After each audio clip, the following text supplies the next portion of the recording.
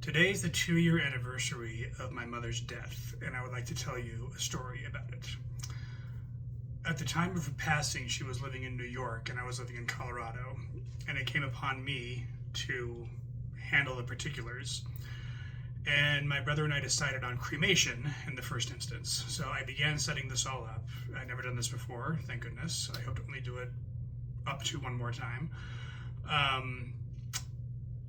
And what I learned in this process is that practitioners of the funerary arts really don't want to make mistakes. So there are all these fail-safes built into the process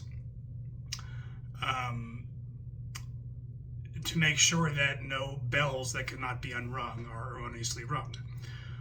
One of the things, an example of that, is that when they cremate a decedent, they require a visual confirmation, a visual identification of the specimen to be cremated before they fire things up. As I mentioned, I was in Colorado, they were in New York, and they were explaining all this to me, aware of the distance. But, no problem. We live in the information age. They said, we will email you a photograph of your mother's corpse. Black and white from the neck up, eyes and mouth closed. They specified all of this. So, I said, fine, that's better than getting on a plane in February or January to fly to New York, So, I said, go ahead, it's whatever you need to do. It just so happened that I was going to California around this time for a business trip, and it took a few days for them to get everything together and all the paperwork and all that. And so I was walking through the Denver airport, a very busy airport, and I was looking at my phone and checking my email, and I saw the big tranche of emails from the funeral service come througthrough, including that email. So I found a place to sit down because I wanted to get this done and over with and get things going. Found a place to sit down at the airport. Went through the emails, docu-signing things and confirming things and this and that and this and that. And then I got to that email and I opened it up and I looked at it and it was her. It was previously her. It was what once was. And I lingered on it for, I don't know, I'll get to that in a minute, but,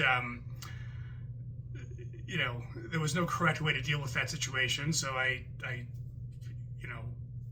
confirmed in my head that it was her, and after a certain amount of time, closed the email, or responded to the email.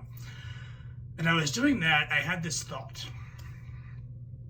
I thought, what if instead of responding to the email and saying, yes, that's her, please proceed, I responded to the email and said, yes, that's her, now do a silly one. And I didn't do that. I didn't write that email, probably for the best. I just, said something appropriate. But that stuck with me, as you can imagine. And I, found myself wondering why something like that would occur to me. It's a cliche to say that humor is a defense mechanism. It is, but it's more than that. Unless you're watching this without knowing who I am, if you know me from the internet or real life, you know that I'm a funny person. Being a funny guy is a big part of my personality. I like to joke around and make jokes. So you might not think I'm funny, but if that's what you think, you're wrong, because I am funny.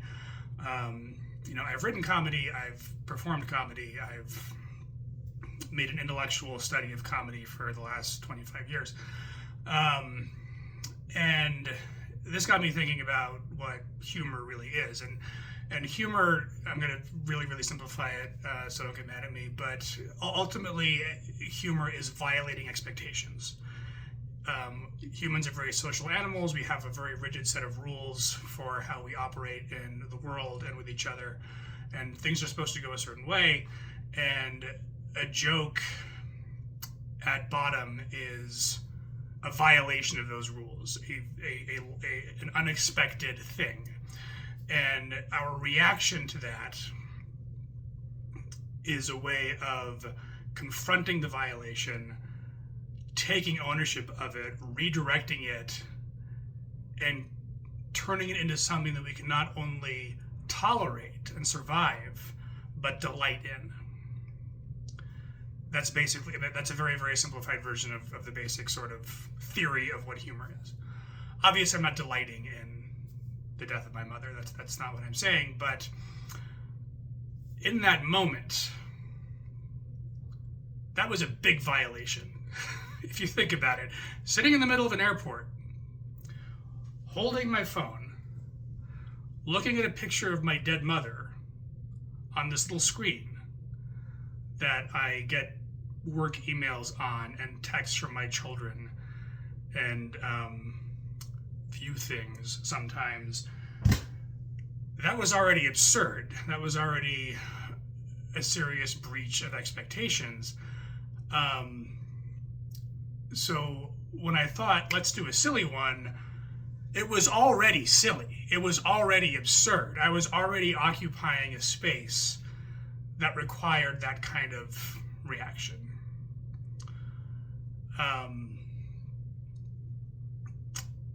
And I have more thoughts on that, but this is already a long video by internet standards.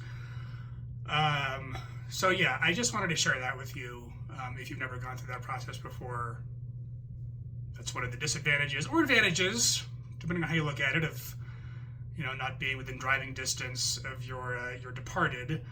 But I guess on this Friday I would just leave you with, go out and do a silly one, because it's all silly ultimately.